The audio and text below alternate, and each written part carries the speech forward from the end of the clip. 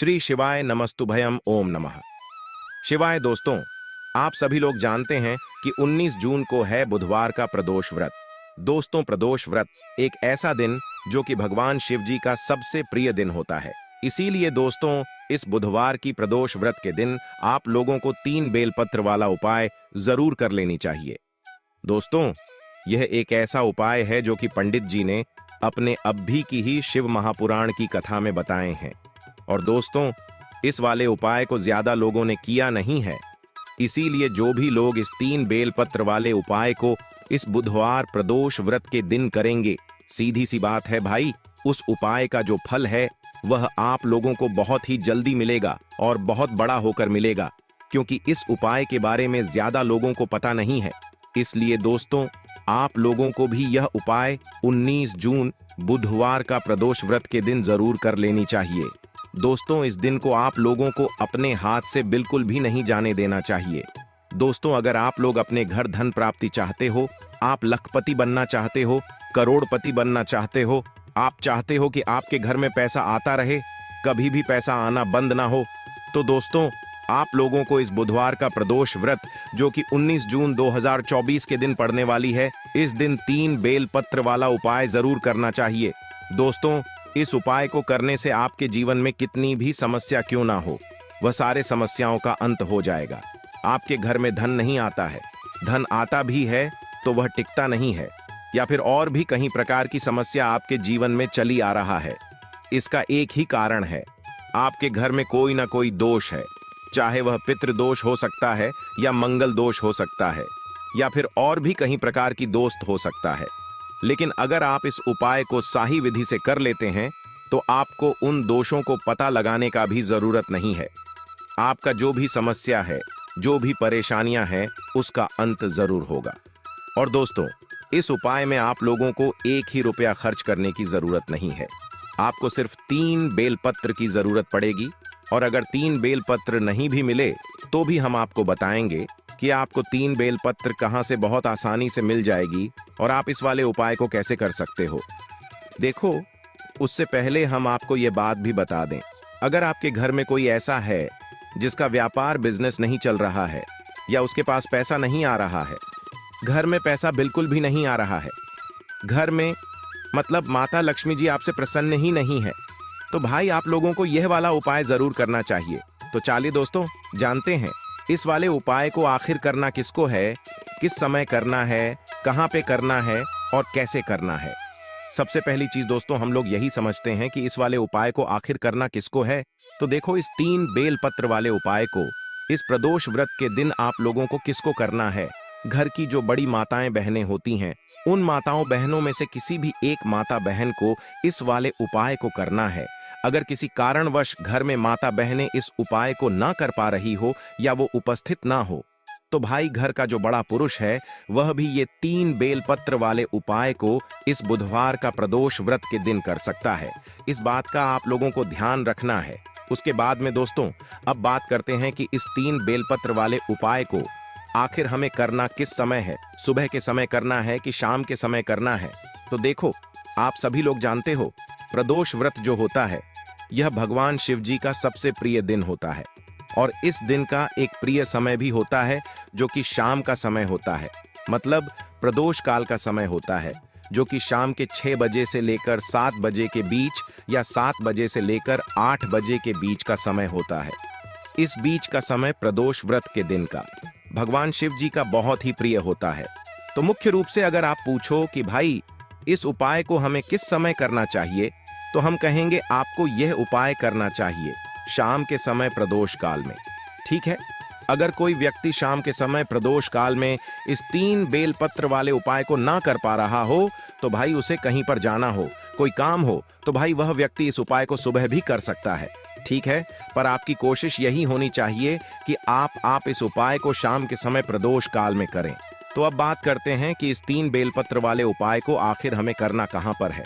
तो देखो, हम आपको बता दें, इस 3 बेलपत्र वाले उपाय को आपको 2 जगह पर करना है। ठीक है, पहला तो भगवान शिव जी के मंदिर में, और दूसरी जो जगह होगी वो होगी बेलपत्र का पेड़ है। न सिर्फ ये 2 जगह होंगी जहां पर आपको इस 3 बेलपत्र वाले उपाय को करना है। 2 उपाय नहीं है, एक ही उपाय है, पर होंगे ये 2 जगह पर, जो कि हमने आपको बता ही दिया है। तो इसके बाद में दोस्तों अब हम समझते हैं कि इस 3 बेलपत्र वाले उपाय को आखिर आपको करना कैसे है। तो देखो, सबसे पहली चीज यहाँ पर ये निकल कर आती है कि भाई ये 3 बेलपत्र अगर हमें मिल जाती हैं तो बहुत अच्छी बात है। और अगर आपने बहुत कोशिश की है लेकिन आपको इस उपाय के लिए बेलपत्र नहीं मिला है, तो आप लोगों को कुछ नहीं करना है। आप लोगों को इस उपाय को करने के लिए निकल जाना है।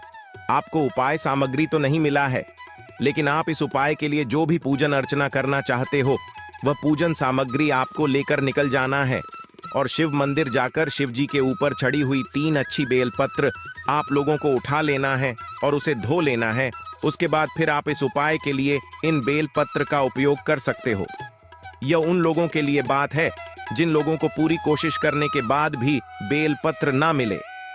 3 बेलपत्र आपको लेनी है, 3 से ज्यादा नहीं लेनी है और न ही 3 से कम लेनी है। इस बात का भी आप लोगों को ध्यान रखना है। तो चलिए दोस्तों, अब बात करते हैं अगली सबसे महत्वपूर्ण चीज की कि इस 3 बेलपत्र वाले उपाय को हमें करना कैसे है। उससे पहले हम आपको यह बात भी बता दें कि उपाय की जो सामग्री है वह मात्र 3 बेलपत्र है। तो ऐसा नहीं करना कि आप सिर्फ और सिर्फ 3 बेलपत्र लेकर भगवान शिव जी के मंदिर पहुंच जाओ, है ना। इसके साथ में आपको कुछ पूजन सामग्री भी लेकर जरूर जानी है। जैसा कि हमने पहले आपको बताया, तो दोस्तों आप लोग इन उपाय सामग्री को तो लेंगे ही लेंगे और उसके साथ में कुछ पूजन सामग्री भी लेकर जानी है। जैसे एक दीपक आप ले सकते हो। प्रदोष काल में तो जल नहीं चढ़ता है। वैसे प्रदोष व्रत के दिन का जो प्रदोष काल का जो समय होता है, इस समय आप लोग जल चढ़ा सकते हो, अन्यथा नहीं भी चढ़ा पाओ तो भाई शाम के समय आप लोगों को एक दीपक तैयार करना है। जो दीपक होगा किस चीज का? आप लोगों का आटे का होगा, ठीक है। मिट्टी का ले रहे हो तो नया दीपक लेना पड़ेगा। उसके अंदर आप लोग रखोगे, गोल बत्ती रखना है, ठीक है। फिर उसके अंदर डालोगे शुद्ध देसी गाय का घी, है ना। इस तरीके से इस दीपक को मात्र तैयार करना और इस दीपक के साथ में अपने उपाय सामग्री को तैयार करके शिव जी के मंदिर आप लोग पहुंच जाना। सुबह के समय कर रहे हो तो 1 लोटा जल अपने साथ में कम से कम लेकर जाना। बाकी इसके अलावा जो भी पूजन सामग्री है वो आप लोग लेकर जा सकते हो, कोई दिक्कत वाली बात नहीं है, ठीक है। तो अब आपको क्या करना है, उपाय को करते समय शुद्धता का विशेष रूप से ध्यान रखना है, क्योंकि आप इस उपाय को भगवान शिव जी के बहुत ही प्रिय दिन और प्रिय समय पर कर रहे हो। तो आपको मात्र उपाय की सामग्री लेकर और जो दीपक है मतलब पूजन के लिए वो लेकर भगवान शिव जी के मंदिर में पहुंच जाना है। सबसे पहले शिव जी के मंदिर में ही जाना है जो आपके घर के पास में हो, ठीक है। शिव जी के मंदिर में जैसे ही प्रवेश करते करते हो, सबसे पहले भगवान शिव जी के दर्शन करना है। दर्शन करने के बाद दोस्तों जो आप अपने साथ में दीपक लेकर आए हुए हो, वैसे मतलब शाम के समय अगर उपाय कर रहे हो तो पहले पूजन अर्चना करना है। सुबह भी जा रहे हो तो पहले जाकर जल चढ़ाओ, पूजन अर्चना करोगे, उसके बाद ही उपाय करोगे, ठीक है। वैसे शाम के समय मुख्य रूप से हमने आपको बताया, तो शाम के समय पहले जाकर अपना वह दीपक चलाओगे अपनी माचिस से। उस दीपक को जो है भगवान शिव जी के शिवलिंग के पास में रखोगे। ज्यादा पास में मत रखना, भगवान शिव जी को आंच ना लगे इतना दूरी बनाकर आप लोग रख देना, ठीक है। उस दीपक को जलाकर रखकर उसके बाद में आप भगवान शिव जी के शिवलिंग के पास में बैठ जाना। अपने 3 बेलपत्र को तैयार करके रखना। 3 बेलपत्र को 3 जगह पर चढ़ाना है, जो कि अब हम आपको बताते हैं। उपाय का जो मुख्य रूप है वो यहीं से शुरू होता है। तो देखो, 3 बेलपत्र में से सबसे पहली बेलपत्र निकाल लो। सबसे पहली बेलपत्र को आपको कहां पर समर्पित करना है? माता अशोक सुंदरी जी वाले स्थान पर।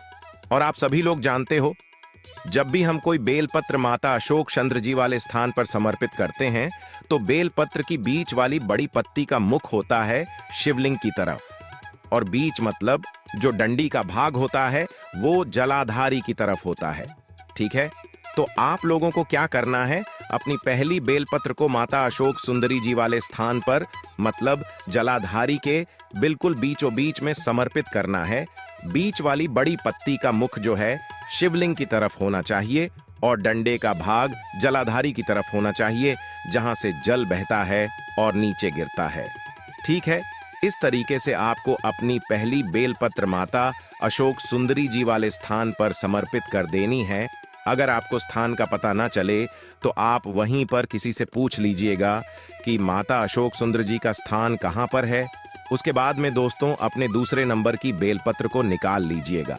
अब दूसरे नंबर की बेलपत्र को दोस्तों आपको थोड़ा ध्यान से चढ़ाना है। आप लोगों ने देखा होगा शिवलिंग होती है, शिवलिंग के ऊपर शिव एक जल पात्र टंगा हुआ होता है जिसके अंदर शिव जी की 5 पेटियों का स्थान होता है, जया, विष, हरा, शामली, बारी, दौत, अली और देव। तो इस दूसरे नंबर की जो बेलपत्र है इसको आपको जो है उस पात्र से स्पर्श कराना है और शिव जी की 5 बेटियों का नाम लेना है। स्पर्श कहने का मतलब है अपने दूसरे नंबर की बेलपत्र को उस ऊपर टंगे हुए पात्र में या लोटे में, जो भी मतलब पात्र टंगा हुआ है, शिवलिंग के ऊपर उससे छू आना है। छू आने के बाद जो है मतलब छू आते हुए आपको शिव जी की 5 बेटियों का स्थान नाम लेना है, जया, विष, हरा, शामली, बारी, दौत, अली और देव। और अगर किसी कारणवश भाई वो जो पात्र है वो ना टंगा हुआ हो तो भी कोई दिक्कत वाली बात नहीं है। आप उस दूसरे नंबर की बेलपत्र को अपने हाथ में लेकर शिव जी की 5 बेटियों के नाम का स्मरण कर लेना, जया, विष, हरा, शामली, बारी, दौत, अली और देव। इसे स्मरण करने के बाद इस बेलपत्र को क्या करना है, आप लोगों को भगवान शिव जी की शिवलिंग के ऊपर चढ़ाना है। कैसे चढ़ाना है, आप जिस तरफ से भी इस दूसरे नंबर की बेलपत्र को शिवलिंग पर चढ़ा रहे हो उस तरफ इस बेलपत्र की डंडी का मुख मत रखना, अपनी विपरीत दिशा में रखना।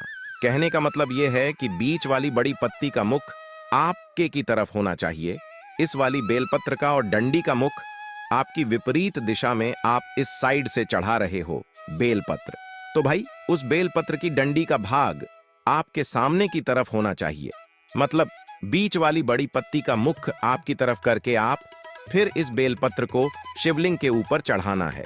ठीक है, दूसरे नंबर की बेलपत्र भी यहां पर आपने समर्पित कर दी है।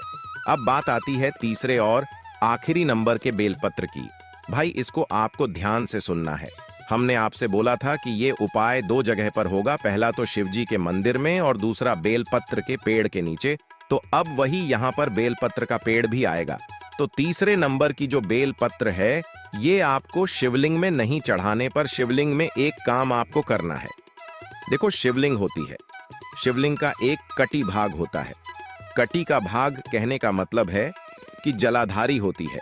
जलाधारी पर जिस जगह पर जो शिवलिंग रखा हुआ होता है, जो कोलम गल भाग होता है, जो शिवलिंग कोटी भाग होता है ना, जहां पर शिवलिंग रखा हुआ होता है जलाधारी के ऊपर, तो भाई उस कटी भाग पर आपको मात्र इस तीसरे नंबर की बेलपत्र को स्पर्श कराना है। ठीक है, क्या कराना है, स्पर्श मतलब छुआना है और कुछ भी नहीं करना है, समर्पित नहीं करना है। ये मात्र आप लोगों को शिवलिंग के जो कटी भाग होगा जलाधारी के पास में, भाई उस कटी भाग में मतलब शिवलिंग के इस तीसरे नंबर की बेलपत्र को आपको छुआ है, स्पर्श कराना है। और स्पर्श कराने के बाद इस बेलपत्र को लेकर सीधा आपको किसी भी बड़े वाले बेलपत्र के पेड़ के नीचे पहुंच जाना है। ठीक है, और बड़े वाले बेलपत्र के पेड़ के नीचे पहुंचकर आपको क्या करना है, अपनी ये जो बेलपत्र है इस बेलपत्र को आपको उस बेलपत्र के पेड़ के नीचे समर्पित कर देनी है। पर यहां पर भी ध्यान में रखने वाली बात यह है कि इस बेलपत्र की डंडी का मुख कहां पर होना चाहिए, बेलपत्र के पेड़ की तरफ। इस बात का ध्यान रखना है ना, बेलपत्र के पेड़ की तरफ इस बेलप की डंडी का मुख करके आप समर्पित कर देना और भगवान से आप अपने घर में धन प्राप्ति के लिए प्रार्थना कर लेना। ठीक है, तीसरे नंबर की बेलपत्र को समर्पित करने के बाद विशेष रूप से आप लोग अपने घर में धन प्राप्ति के लिए प्रार्थना करना और भगवान से प्रार्थना करना कि आपके घर में कभी भी धन की पैसों की कमी ना आए और हमेशा आपके घर में धन बढ़ता ही चला जाए। तो दोस्तों 19 जून 2024 बुधवार की प्रदोष व्रत के दिन आप लोगों को यह उपाय जरूर कर लेनी चाहिए। यदि आपके जीवन में चलती चली आ रहा है, समस्या रुक नहीं रहा है, तो आप इस उपाय को एक बार अवश्य करके देखना। आज के लिए बस इतना ही इस वीडियो में दी गई जानकारी। अगर आपको अच्छी लगी हो तो प्लीज हमारे चैनल मानव जीवन को सब्सक्राइब करें, लाइक करें और हमारे वीडियो में अंत तक बने रहने के लिए धन्यवाद।